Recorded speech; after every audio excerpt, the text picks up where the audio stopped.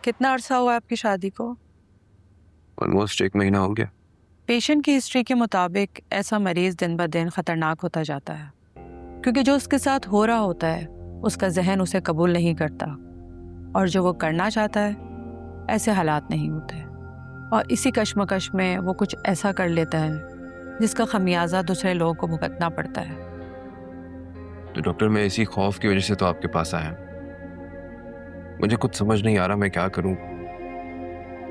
दिन ब दिन वो हाइपर होती जा रही है। आप ये बताएं, आपकी शादी में उनकी रजा शामिल थी? जी, उसकी पूरी रजामंदी शामिल थी। किसी ने भी उसके ऊपर कोई जोर जबरदस्ती नहीं की। आबिद साहब, लगता है आप किसी खुशफहमी का शिकार हैं, क्योंकि ऐसे मरीज कभी भी अपनी खुशी से कुछ नहीं करते। या तो वो ऐसा किसी इंतकाम के लिए करते हैं, या फिर कोई जहनी खलल होता है। तो डॉक्टर, इसका कोई तो हल होगा ना? कि मैं उसे छोड़ना नहीं चाहता, बहुत मोहब्बत करता हूँ मैं अपनी बीवी से, मगर वो मुसलसल मुझसे तलाक का मुतालबा कर रही है, और ये मैं नहीं मान सकता। ये मेरे बस में नहीं है। तलाक तो हरगिज मत दीजिएगा, इससे वो और डिप्रेशन में चली जाएंगी। मैं आपको दवाइयाँ लिख के दे रही हूँ, आप उनको ये स्टार्ट करा दें, इससे वो थोड़ी रिलैक्स हो जाएंगे। लेकिन आपको उनको मेरे पास लेकर आना होगा। मगर मैं डॉक्टर उसे कैसे लेकर आऊँगा आपके पास? अगर वो ना मानी तो साइकेट्रिस्ट वगैरह? कोई भी आसानी से नहीं आता है, कोई भी खुद को मेंटली अनस्टेबल कहलाना पसंद नहीं करता। इसलिए मैं कुछ मेडिसिन लिख के दे रही हूँ। इसमें कुछ मल्टीविटामिन्स हैं और कुछ रिलैक्सिंग है। इसका कोई नुकसान नहीं है। आप पहले उसको ये स्टार्ट कराएं और फिर मेरे पास लेकर आएं। उनका इलाज मुमकिन है। उन्हें कई माह थेरेपी सेशन लेने होंगे, और फिर मैं उनके मिलने के बाद ही डिसाइड करूँगी कि मैंने कौन सा इलाज उन पे करना है। उनसे मिले बगैर ये पॉसिबल नहीं है, ऐसे मसले का हल नहीं निकलेगा। ठीक है। सीनिया, क्यों कर रही हो ये सब कुछ? तुम्हें अंदाजा भी है तुम्हारी इन सब हरकतों की वजह से हम कितना परेशान होते हैं? उस दिन तुमने फहद के साथ इतनी बदतमीजी की, मेरे बारे में नहीं सोचा। ये नहीं सोचा कि वो इस बदतमीजी का बदला मुझसे ले सकता है। अगर मुझे घर से निकाल देता तो मैं कहाँ जाती? बेफिक्र हो, बहुत बेगैरत है वो।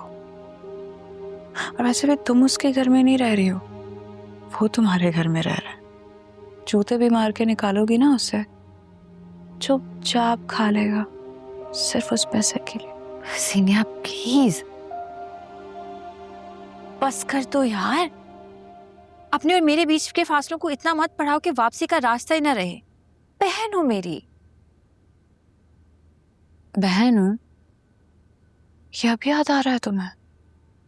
तब याद नहीं आया था जब मेरे हाथ की अंगूठी उतार कर तुमने अपने शादी के ताज में लगा ली थी? नहीं, तब भी ज्यादती तो मैंने की थी ना तुम्हारे साथ, तभी गलत तो मैं थी। सीनिया, जो कुछ भी हुआ ना वो अलीना की वजह से हुआ, और ये तुम अच्छी तरह से जानती हो। अगर बात मेरी होती तो उस अंगूठी को अपने गले का फंदा बना लेती, ताज नहीं। अपनी औलाद की वजह से मजबूर थी। बस कर दो आयला, अलीना का ये झूठा बहाना बनाना बंद कर दो यार। अब मुझे अब ताही आने लगी है इस बहाने से, सीरियसली। और तुम क्या कह रही हो इस बारे में कि अलीना के लिए ये सब किया है मैंने? यतीम थोड़ी हुई थी अलीना, मैं थी उसकी नानी नाना, तुम हो उसके पास। यतीम खानों तक में बच्चे पल जाते हैं, तुम्हें क्या लगा वो नहीं पल पाएगी? माँ नहीं हो ना, जिस दिन माँ बनोगी उस दिन पूछूंगी। औलाद के आंसू नहीं देखे जाते, और यतीमी इसका तो सवाल ही पैदा नहीं होता। जीनिया बस कर दो, ये किताबी बात है। सब है अलीना के पास, सब थे अलीना के साथ।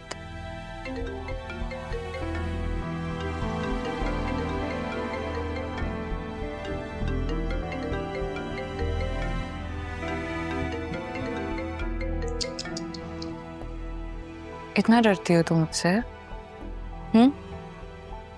तुम्हें क्या लगा मैं फोन से तुम्हारे शौहर को छीन लूंगी?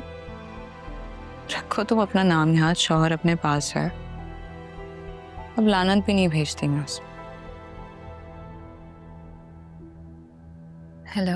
आयला जल्दी घर वापस आए, मुझे अलीना की तबीयत ठीक नहीं लग रही है, उसे डॉक्टर के पास लेके जाना है। क्या हुआ है उसे? मुझे नहीं समझ में आ रहा है, ऐसे लग रहा है जैसे बुखार हो गया और खांस भी रही है वो। मैं मेडिसिन वहां रख कर आई थी, कुछ नहीं हुआ तुम्हारी बेटी को। बस कॉल करने का बहाना ढूंढ रहा था तुम्हें, जिस तरह मेरी जिंदगी बर्बाद करने का बहाना ढूंढता रहा हो। जाओ कर लो बात।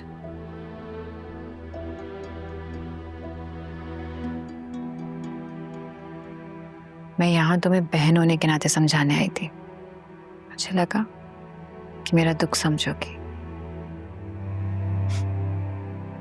पर नहीं, तुम तो मुझे बहन ही नहीं समझती। अगर बहन समझती तो मेरी औलाद के बारे में वो ना कहती जो तुमने कहा है।